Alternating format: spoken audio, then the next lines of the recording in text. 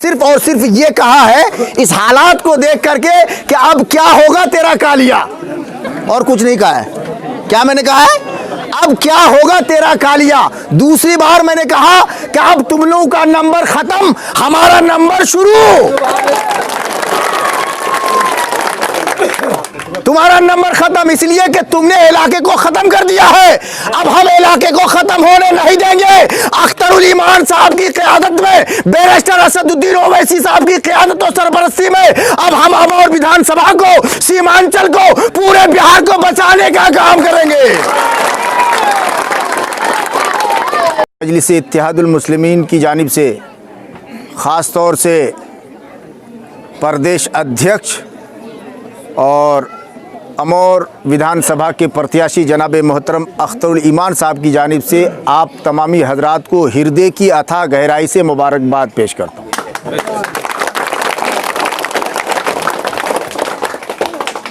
दामने वक्त में इतनी तूलानी नहीं जो गुफ्तगू को विस्तार से बयान किया जाए। इस वक्त हमारे और आपके बीच में चीदा होनहार और अच्छे लीडरान की मौजूदगी में एक चांद नमूदार हुआ है।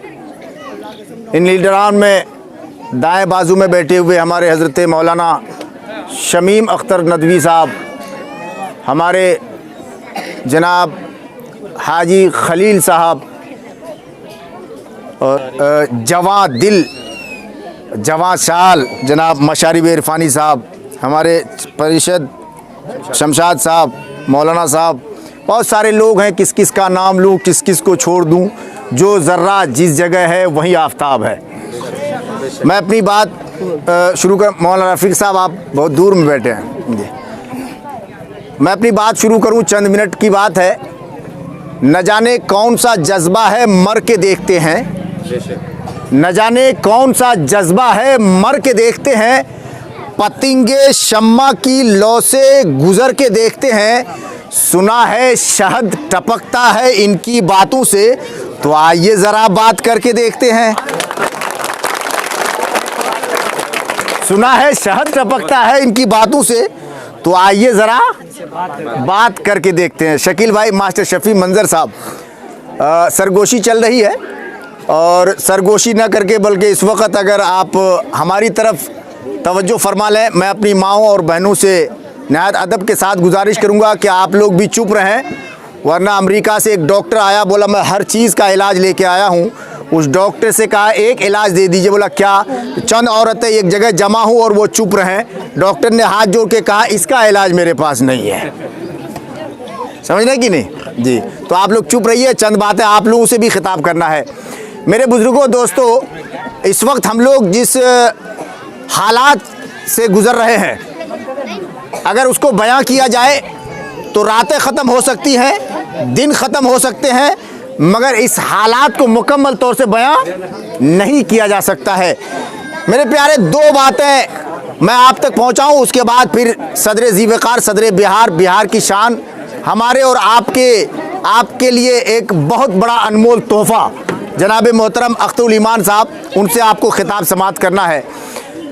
मैं इन दो बातों में एक बात तो ये कह दूं, मास्टर शफी मंजर साहब ने मौजू उठाया और उसको मुकम्मल करने के लिए मैं दो जुमले का इस्तेमाल कर दे रहा हूं। कर दूं हाजी नाहिद गनी साहब?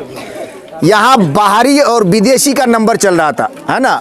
मैं इसको, और दूसरा ये कि आपके अमौर विधानसभा में हुआ क्या और होना चाहिए क्या, ये बयान कर देता हूँ, उसके बाद ख़त्म। बाहरी और विदेशी का जो मामला चल रहा है, इसमें एक बहुत बड़ी बात है। सबसे पहली जो MIM की कामयाबी है वो क्या है, वो बता दूं? सबसे पहली कामयाबी ये है कि इस वक्त मस्तान और सबा जफर को लूहे के चने चबाने पड़ रहे हैं। ये सच है या नहीं? है ना? सच है। अब उस कामयाबी में एक मैं बतौर उदाहरण, एग्जाम्पल के बतौर, अब ये लोग जहां भी जाते तो बोलते कोई गलती भी है तो मुँह मारे दे। इसका मतलब गलती का एहसास हो रहा है। इसका मतलब गलती का एहसास हो रहा है। दूसरा, एक छोटा सा डंडा लिए कहता है कि देख अगर कोई गलती है तो इस डंडे से मुझे मार दीजिए मगर वोट दीजिए। इसका मतलब दूसरे को भी गलती का एहसास हो रहा है। जब किसी की गलती का कोई एहसास करा दे, उस कराने वाली पार्टी का नाम ऑल इंडिया मजलिस इत्तेहादुल मुस्लिमीन है ना। अब आगे बढ़िए, मैं आपको बताऊं, यहां बाहरी और विदेशी का नंबर बहुत ज्यादा तेजी के साथ फैलाया जा रहा है।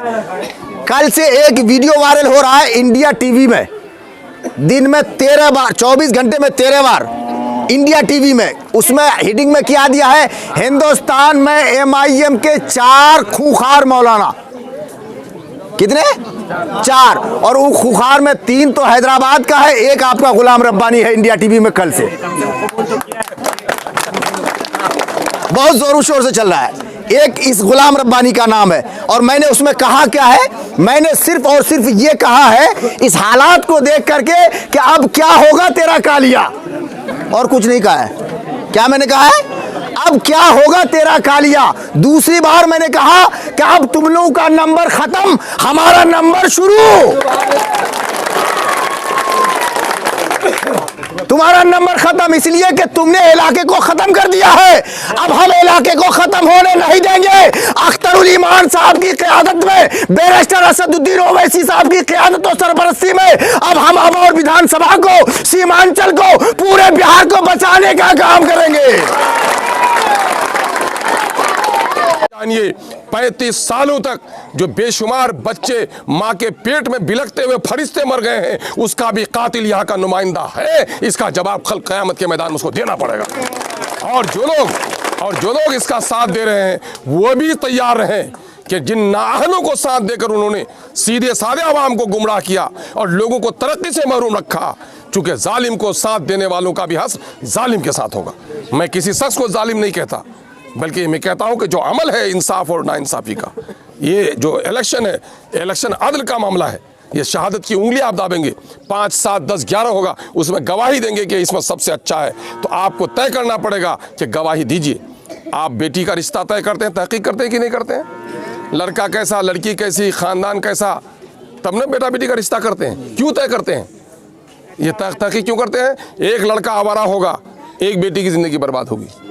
एक लड़की आवारा होगी, एक खानदान को तोड़ डालेगी। लेकिन एक नेता नाकारा होगा तो पूरा इलाका को बर्बाद कर डालेगा। और 35 साल से बर्बाद हुआ कि नहीं हुआ है ना। तो बहुत ना लोग को जब लड़का काक देखे दो रिश्ता, सवारों देखे ना सवाई डाक देखे। अगर हाथी पर चले बोल पोलियो वाला दूल्हा, आप बैलगाड़ी चले बोल कमाई करने वाला, सेहत से अच्छा, आँख मुख से अच्छा, चलवा फिरवा अच्छा। आप कोई बेटी बाप बोले कि नहीं पूरा रात बस्तित बड़का लाल होगा तो हाथी ने बोल गए नहीं मैं मोर बेटी रोसो हाथी ने बारात छोड़ नहीं लड़का पोलियो वाला हो मी तो वागे बेटी बिलाम। तो बेटी उम्र भर कानबे कि बाप अपना दरवाजा तो हाथी देख ले, मोर जीवन साथी नहीं देख ले। और 35 साल से यही कहलन तुमरा, अब की बार खुदार वास्ते हाथी नहीं दगबन बल्कि अहिरा दगबन।